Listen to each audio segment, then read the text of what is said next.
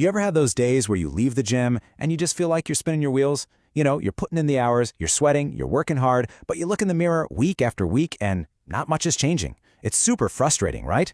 Well, what if I told you there's probably a scientific reason for that? We're going to break down the actual science of building muscle and show you how to stop wasting your time and finally, start seeing some real progress.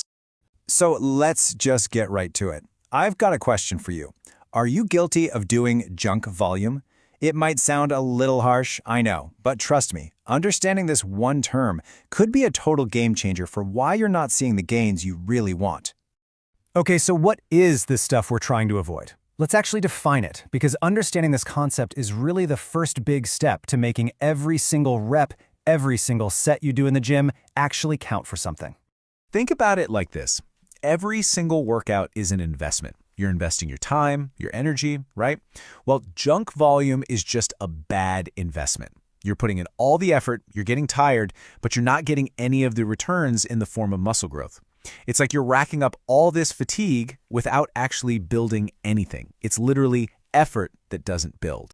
So where does this junk volume even come from? It's not always about doing the wrong exercises. A lot of the time, it's about how you're doing them. You can see some of the main culprits right here. So you got to ask yourself, honestly, is my training specific to my goal of getting bigger? Am I actually lifting heavy enough to challenge myself? Am I pushing my sets hard enough? Or am I leaving like 5, 6, 7 reps in the tank every time? And am I just running myself into the ground with fatigue? These are the questions we need to start asking. Okay, so how do we get rid of all that junk and start doing work that actually matters? Well, it really all comes down to 2 golden rules. These are the foundation. They are absolutely non-negotiable. If you can master these 2 things, you are well on your way. And here they are. Simple, right? Specificity and progressive overload. First, you've got to train for your specific goal. Sounds obvious, but you'd be amazed how many people mess this up. And second, you have to consistently, systematically challenge your body to do more over time. Let's dig into what that actually looks like. Now, this first one, specificity. This is a big one. A lot of us think that training for strength and training for size are the exact same thing, that just lifting as heavy as humanly possible is the only way to grow. But that's not really the case. If your main goal is to get bigger, that's hypertrophy, you need to train for hypertrophy. And as you can see here, that looks different.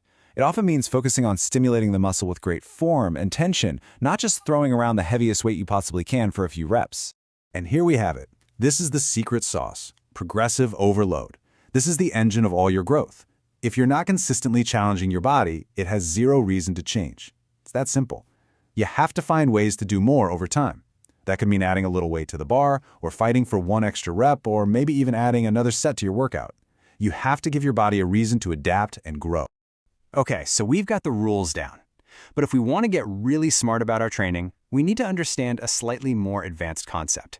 It's this delicate balancing act between the stimulus we create and the fatigue it costs us. This is where the pros really separate themselves from everyone else. I love this analogy. Think of your ability to recover as a budget. Every exercise you do, every set, it has a cost in fatigue. Your goal is to be a smart shopper. You want to buy the most muscle growth possible for the lowest fatigue cost. You want to get the absolute best bang for your buck. And there's an actual term for this, the stimulus to fatigue ratio, or SFR for short. This is our key metric. It's how we judge whether an exercise is a good purchase with our recovery budget. A high SFR means you're getting a ton of muscle-building stimulus for not a lot of fatigue. That's a great deal. A low SFR means you're paying a really high price in fatigue for very little return. So how do you know the difference? Well, it really comes down to how you perform the exercise. Take a look at this. High SFR training is all about quality. Full range of motion, controlling the weight, really feeling the target muscle work. Low SFR is what we see all the time, right? Partial reps, ego lifting with sloppy form, using momentum to bounce the weight up. You get the picture. It's about being in control, not just moving weight from A to B. All right, so we've covered the theory. Now let's get into the fun stuff. How do we actually put all of this into practice? How do we take these principles and build a workout that's going to give us the absolute best results? Let's get into it. First up, let's talk about the heavy stuff, the 5 to 10 rep range. Look, this is fantastic for building both raw strength and muscle size. There's no doubt about it. But, and this is a really big but, it comes at a pretty high fatigue cost.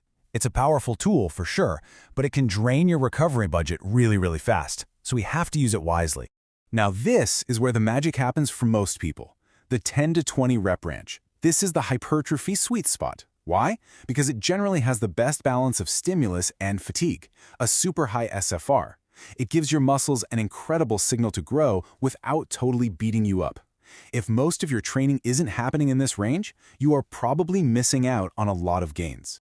And hey, let's not forget about the higher reps. The 20 to 30 rep range is amazing for getting that deep burn, that pump, which comes from something called metabolite accumulation. That's another key driver for muscle growth. And a huge bonus? It's way easier on your joints. So it's a great way to add some productive work without getting all banged up. So how do you put this all together? You don't have to pick just one. A really brilliant way to structure your workouts is right here on the screen. Spend about half your time, half your sets in that 10 to 20 rep sweet spot. Then split the other half between the heavier 5 to 10 range and the lighter, high rep 20 to 30 range. It's a simple formula, but man, it works. So what's the real takeaway from all this? It's not about finding the perfect workout online and following it blindly. It's about understanding these core principles of muscle growth and then applying them to your own training, your own body. It's about creating your personal blueprint for success. So, before your next workout, take a look at your plan and run it through this checklist. Ask yourself these 4 questions. Is my goal crystal clear? Am I actually planning to do more than last time? Are my exercises high-quality, high SFR movements? And am I using a good mix of rep ranges? If you can give a confident yes to all 4 of those, you are absolutely on the right track. So I'll leave you with this final thought. Take a hard look at what you're doing in the gym. Is your training actually built on proven principles like these? Or is it just a collection of random exercises you saw someone do online? The choice is yours, but if you want to see real, lasting results, it's time to start training smarter, not just harder.